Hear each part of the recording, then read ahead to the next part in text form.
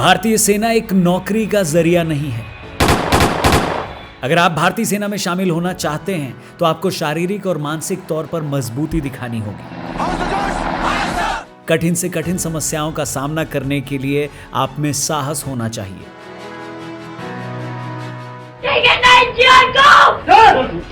जहां रास्ता नहीं निकल सकता वहां रास्ता ढूंढने की काबिलियत होनी चाहिए, तभी आप भारतीय सेना के जवान कहलाएंगे।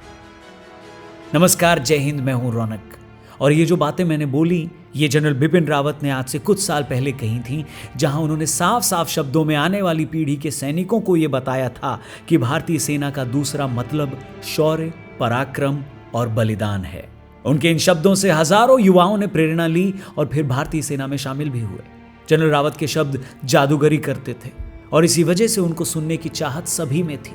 ऐसी ही चाहत लिए 8 दिसंबर को वेलिंगटन में डिफेंस स्टाफ कॉलेज के छात्र सीडीएस बिपिन रावत का इंतजार कर रहे थे। वो इंतजार कर रहे थे कि कब भारत के पहले चीफ ऑफ डिफेंस स्टाफ आएं और अपने चिर परिचित अंदाज में लेक्चर देकर उनका हौसला बढ़ाएं। लेकिन अफसोस कि उन तक जनरल रावत नहीं बल्कि एक मनहूस खबर पहुंची, और वो ये कि जनरल रावत जिस हेलीकॉप्टर में सवार थे वो क्रैश हो गया है। जिस व्यक्ति के हाथ में देश की सेना की बागडोर हो, जब उनके बारे में आपको इस तरह की खबर सुनने को मिले तो डर लगना लाजमी है। जनरल रावत इस वक्त देश के सबसे महत्वपूर्ण हस्तियों में से एक थे। जिस हेलीकॉप्टर में वो मौजूद थे उनमें उनकी पत्नी समेत 12 और लोग शामिल थे, जिनमें से 13 लोगों के हमारे बीच न रहने की पुष्टि हो चुकी है। जैसे ये खबर कल मीडिया चैनल पर चली, देश में हड़कंप मच गया। लोगों को अचानक से 3 फरवरी 2015 याद आ गया। उस वक्त बिपिन रावत लेफ्टिनेंट जनरल के पद पर थे और नागालैंड में कमांडिंग ऑफिसर थे। उनके अलावा सेना के 3 अधिकारी चीता हेलीकॉप्टर पर सवार थे। उस वक्त उड़ान भरने के कुछ ही सेकंड बाद हेलीकॉप्टर क्रैश हो गया था। घटना में हेलीकॉप्टर को बहुत नुकसान हुआ था, लेकिन जनरल रावत को खरोच तक नहीं आई थी। 8 दिसंबर को वेलिंगटन में हेलीकॉप्टर क्रैश होने के बाद पूरा देश यही दुआ कर रहा था कि 2015 हेलीकॉप्टर क्रैश की तरह इस बार भी बिपिन रावत मौत को चकमा दे दें। लेकिन शाम 6:03 पर इंडियन एयरफोर्स के ट्वीट ने इस बात की पुष्टि कर दी कि सीडीएस बिपिन रावत समेत हेलीकॉप्टर पर सवार 12 और लोग अब हमारे बीच नहीं रहे। 16 मार्च 1958 को पौड़ी उत्तराखंड से शुरू हुआ जनरल रावत का सफर शिमला के स्कूल से होकर देहरादून की इंडियन मिलिट्री एकेडमी पहुंचा, जहां पर उन्हें सॉर्ड ऑफ ऑनर से नवाजा गया। आपको बता दें, ये सम्मान उस कैडेट को मिलता है जिसने एकेडमी में अपनी ट्रेनिंग के दौरान सबसे बेहतरीन परफॉर्मेंस दिया हो, और यही तो जनरल रावत की पहचान थी, सबसे बेहतरीन होना।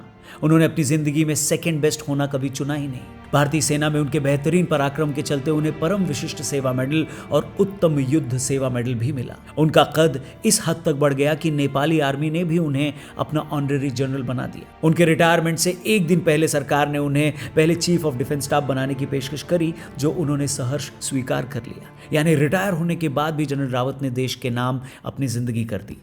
1958 से लेकर 2021 तक एक ऐसी शख्सियत जिसे देखकर दिल खुश हो जाए। 63 साल की एक ऐसी जिंदगी जिसे हर कोई जीना चाहे, लेकिन हर कोई इस तरह भारत माँ के काम नहीं आ पाता। हर कोई चाहकर भी जनरल बिपिन रावत नहीं बन पाता। हमारी तरफ से सीडीएस बिपिन रावत और उस हेलीकॉप्टर में सवार उन 12 लोगों को श्रद्धांजलि। ईश्वर उनकी आत्मा को शांति दे और इनके घर वालों को ये दुख सहने की शक्ति।